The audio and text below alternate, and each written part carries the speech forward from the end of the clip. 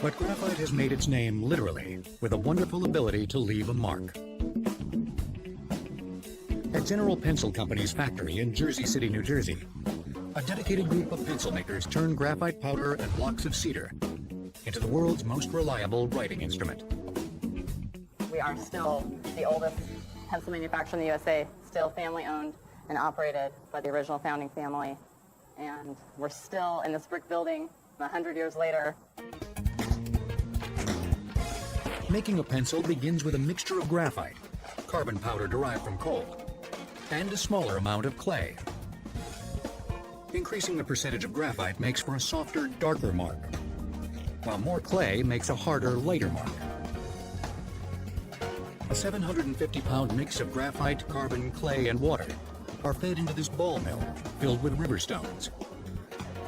The ball mill churns the ingredients for 24 hours until they form a smooth, homogeneous slurry. General Pencil pumps the slurry through filter presses, which screen out the water and form the mix into manageable sections, known as cakes. The cakes are left to dry for 48 hours. We want to dry it real slow so that they dry evenly and the outer surface doesn't crust. If it should crust, that's going to be a scratchy spot in our lead later. Pencil makers and the general public still use the term lead to describe the pencil's graphite writing core, even though pencils have never contained lead. The misnomer comes from the fact that ancient Romans, Greeks, and Egyptians wrote with a tool called a stylus, pencillus in Latin, which was often made of lead.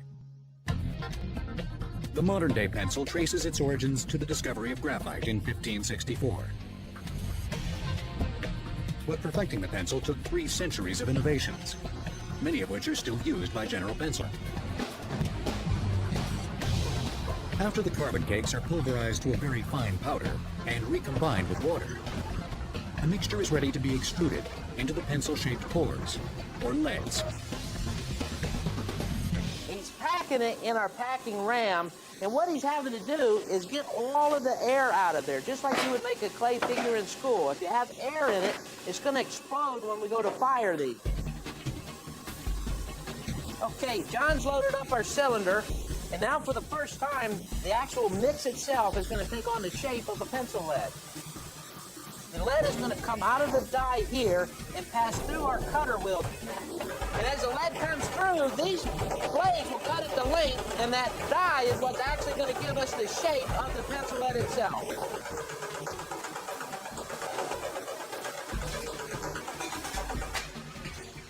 Once the pencil cores are extruded out and dried, they're placed into the crucibles in which we're actually going to put into our furnace. On top of the crucible, we pour a packing graphite to make sure that the oxygen doesn't get down to leads, the cores themselves, to burn out that carbon. While the 1800-degree furnace stiffens the leads, over in the woodworking area, the pencil shell begins to take shape. First, a saw cuts 8 grooves into each slat of cedar. We use the cedar because of its straight grain, and cedar allows for smooth sharpening as well. And of course, everybody loves the smell of a freshly sharpened cedar pencil.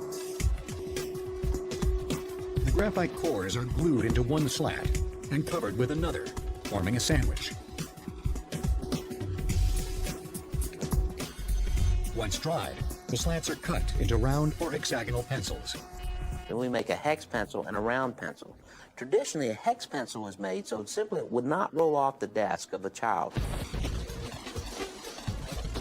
The pencils are then sanded and painted, fitted with a brass eraser holder, called a ferrule, in case you were wondering, and the erasers themselves.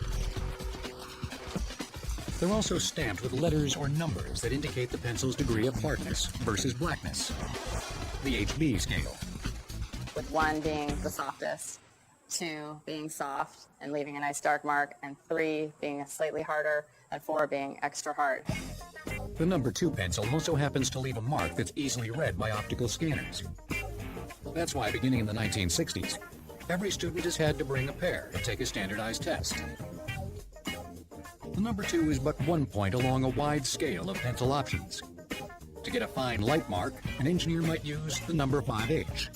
An artist seeking bold black lines would reach for an 8B. One of the benefits that a pencil has over a pen is just by the pressure of your hand, you can change the texture, the darkness, the lightness, the tone, the imprint, where a pen just isn't going to be able to do that for you. Graphite works by leaving itself behind.